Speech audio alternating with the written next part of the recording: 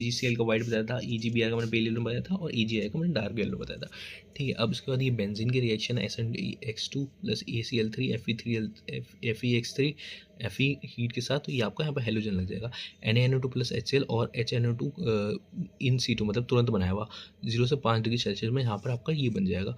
ठीक है, उसके बाद यहाँ पे NOH 623 केल्विन 300 पर यहाँ पे OH जाएगा। NOH करो तो यहाँ पे सेम OH जाएगा, यहाँ पे भी NH2 आ जाएगा, यहाँ पे डबल बॉन्ड फॉर्म हो जाएंगे। एक मिनट ना, ठीक है, यहाँ पे OMe आ जाएगा। ठीक है, क्योंकि यहाँ पे ऑब्वियसली NaOMe है ना। ठीक है, तो ये निकल के आ जाएगा यहाँ पे NaOH, और यहाँ पे pH अगर 14 लिख लो 150 डिग्री सेल्सियस में, तो OH और Na2 आ जाएगा। और यहाँ पे 3 नाइट्रोजन बेस है, तो वार्म H2 कर दोगे नॉर्मली भी, तो यहाँ पे आपके लग जाएगा OH2।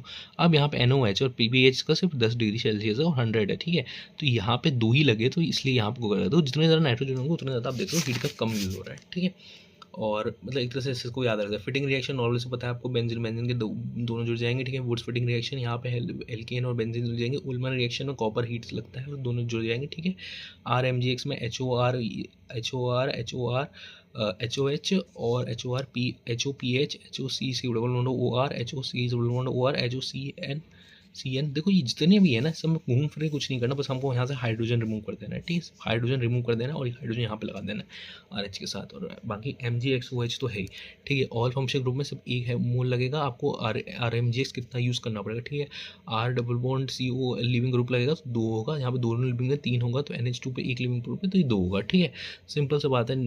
SN2 मैकेनिज्म है, RR प्लस MgX होगा, यहाँ पे भी OH आ जाएगा, MgX हो जाएगा। देखो जल्दी कर रहा हूँ मैं, बड़ी इसीलिए कर रहा हूँ क्योंकि देखो हम यहाँ पे एक्सप्लेन करने नहीं आ रहा, मैं यहाँ पे सब रिएक्शन बताने आ रहा हूँ। ठीक है, तो मेन आपको देखने का ही है।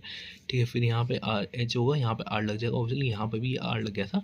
ठीक है, उसके बाद ये RMgX H2O, तो ये नॉर्मल वही हो गया। यही सब रिएक्शन हम लोग देखते हैं। यहाँ पे भी लास्ट में अल्कोहल एक्सेस में तो रिड्यूस हो जाएगा। ठीक है, अब देखो कार्बन डाइऑक्साइड और वाटर, यहाँ पे CO2 और वाटर है। ठीक है, तो ये जो है ना कार्बोक्सिलिक एसिड और MgOH बना देगा, SN2H2O को ये बना देगा, RS डबल बॉन्ड OH बना देगा, और यहाँ पर भी SO3H2O में यहाँ पर बन जा देगा, और ये हाफ O2 को ROH लग जाएगा, यहाँ पे भी SN2 को ये लग जाएंगे, बस नॉर्मली है। ठीक, उसके बाद ये है आपका कीटीन का रिएक्शन। नॉर्मली ये भी आपका यहाँ पे बना देगा, आपका कीटोन बना देगा, और यहाँ पर भी आपको जैसे ये है RMgX NH2 लिविंग ग्रुप, तो RNH2 plus RH plus H leaving group. ठीक है, अब ये PH3 और ये 1 मोल दिया हुआ, अब 1 मोल है, सबसे ज़्यादा नेगेटिव यहाँ पे लग रहा है, तो यहाँ पर भयंकर पॉजिटिव हो, तो पहले यही रिएक्ट करके इसको रिड्यूस कर देगा, तो ये ऐसा बन जाएगा डबल बॉन्ड और PH, और यहाँ पे बाद में फिर जब एक्सेस देगा तो सारे रिड्यूस करके OH अल्कोहल में बदल देगा। ठीक है, तो यही हमारी सारी रिएक्शन थी।